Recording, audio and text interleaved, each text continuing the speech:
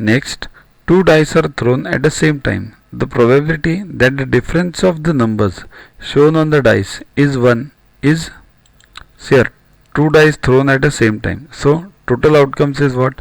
Outcome of 1 raised to how many dice are thrown? So 2 are thrown. So 36. So what is required? Difference in the numbers is 1. So what can be the probability? Either it can be 1 2, 2 3, 3 4, 4 5, 5 6, 2 1. See, reverse we are going now. 3 2, 4 3, 5 4 and 6 5. Anything is possible, right? So 10. So what is the probability required upon total? 10 by 36, 5 by 18. Next, two dice are thrown simultaneously.